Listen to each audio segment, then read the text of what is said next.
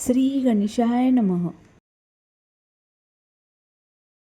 आजच्या व्हिडिओची सुरुवात देवपूजेने केलेली आहे. म्हणजे देवपूजा काही मी केलेली नाही, आईनीच केलेली आहे. फक्त फुलं वाहायची राहिली होती म्हणून म्हटलं सगळ्या देवांना फुलं वाहून घ्यावी. आणि आज आहे माझा गुरुवार, तर आज माझी गुरुवारची पूजा असते. तर स्वामी समर्थांची मी 11 गुरुवार करायला लागले, हे तुम्हाला माहितीच आहे. तर बघा, स्वामी समर्थांची मी गुरुवारची पूजा कशी करते याचा लाईव्ह काल मी घेतला होता. तर त्याला खूप छान असा प्रतिसाद मिळाला. खूप लोक जॉईन झाली होती आणि लाईक देखील खूप जणांनी केलेला आहे. तुम्ही पाहिलं नसेल तर ते लाईव्ह जाऊन माझ्या चॅनलवरती पाहू शकता. तर इथे बघा, उदबत्ती आणि निरंजन लावलेला आहे आणि साखरेचा नैवेद्य देखील मी दाखवून घेतलेला आहे. कारण संध्याकाळी आपण स्वयंपाक बनवल्यानंतर मग तो नैवेद्य आपण दाखवणार आहोत. तर बाहेर बघा, भरपूर पाऊस पडत आहे.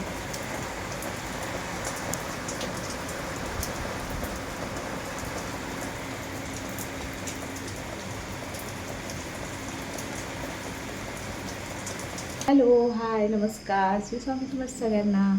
तुमचं स्वागत आहे माझं मराठी ब्लॉग चॅनलमध्ये. तर आज बघा, आज आहे गुरुवार आणि आज आहे आपला तिसरा गुरुवार. तर 2 गुरुवारचे व्हिडिओ तर तुम्हाला आलेलेच आहे. तर आज तिसरा गुरुवार आहे, त्यामुळे मी पूजा वगैरे मांडताना काही दाखवलेलं नाही. कारण मागच्या पहिल्या गुरुवारमध्ये तुम्हाला दाखवलेलं होतं. तर मला 11 गुरुवार करायचे आहेत आणि पूजा कशी मांडली हे दाखवते तुम्हाला मी. म्हणजे काही चुकलं असेल किंवा काही आणखीन त्यामध्ये काही वाढवायचं किंवा बदल करायचं असेल तर तुम्ही मला तसं कमेंट करून सांगू शकता. तर आज स्वयंपाक देखील काय काय बनवलेलं आहे, म्हणजे स्वामींच्या नैवेद्यासाठी हे देखील तुम्हाला दाखवणार आहे. तर काय काय बनवले बघा. फक्त आता कुरवड्या तळायच्या राहिल्या, बाकी सगळा स्वयंपाक झालेला. तर इकडे बघा, आपली देवपूजा सुद्धा झालेली आहे आणि स्वामी समर्थांच्या तिसऱ्या गुरुवारची पूजा देखील मी इथं करून घेतलेली आहे. तर खूप काही जास्त अशी मांडणी केलेली नाही. खूप साधी आणि सोपी सिंपल अशी पूजा मी इथं करून घेतलेली आहे. यामध्ये काही चुकलं असेल तर तुम्ही मला कमेंट करून सांगू शकता. तर आज गुरुवारचा उपवास देखील आहे आणि बाहेर पाऊस देखील पडत आहे, त्यामुळे म्हटलं थोडासा चहा पिऊन घ्यावा. त्यानंतर बघा, स्वामींच्या फोटोजवळ आरती वगैरे लावून घेतली, उदबत्ती लावली, धूप देखील लावलेला आहे आणि मी स्वामी समर्थांच्या सारामृतच्या पुस्तकाचं वाचन देखील करून घेतलेलं आहे. पूजा बघा कशा पद्धतीने केलेली आहे.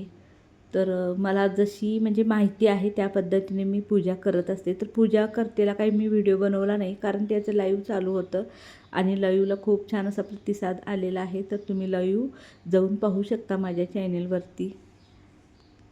सारामृतसुद्धा वाचून झालेलं आहे आणि स्वयंपाकात काय काय बनवले तुम्हाला दाखवते मी. तर इथं बघा, तर इकडं बघा, मस्तपैकी असा मसाले भात बनला. अजून गरम आहे त्यामुळे वाफायला लागलाय. इकडं बघा, अगदी थोडीशीच बटाटी भाजी बनवली, कारण जास्त कोण खात नाहीत नैवेद्याला गेला आणि मला आणि गौरीला आवडते म्हणून मी बनवली. आणि इकडं बघा, लॅप्सी किंवा सुजी. तर तुम्हाला थंड झालं दाखवते. वाफेमुळे काय दिसत नाही का कॅमेरा, सगळी वाफ यायला लागते. तर बघा, मस्त अशी लॅप्सी बनवलेली आहे, काजू बदाम वगैरे टाकून. तर आता इथं स्वामींना आणि घरातल्या बाकी देवांना मी नैवेद्य दाखवून घेणार आहे. त्यासाठी मी इथं नैवेद्याचं ताट तयार करून घेते. तर इथं बघा, एका ताटामध्ये मसाले भात घेतलेला आहे, गोडामध्ये आपण सुजी केलेली आहे, तर सुजी घेतलेली आहे. इथं बटाटे भाजी देखील वाढलेली आहे. तर आमटी देखील मी ताटामध्ये शेवग्या शेंगाची केली आहे, ती घेतलेली आहे. डाळ आणि शेवग्या शेंगा मिक्स करून. त्यानंतर बघा, इथं आपले पापड आणि कुरवडी. तर हे नैवेद्य मी देवाला दाखवून घेते आणि सुजीवरती बघा थोडंसं दूध टाकायचं आहे आणि देवाला नैवेद्य इथं दाखवून घेतलेला आहे. तसेच पाठीमागं आमच्या सासरी बुवांचा फोटो आहे, तिथे देखील मी नैवेद्य दाखवून घेते.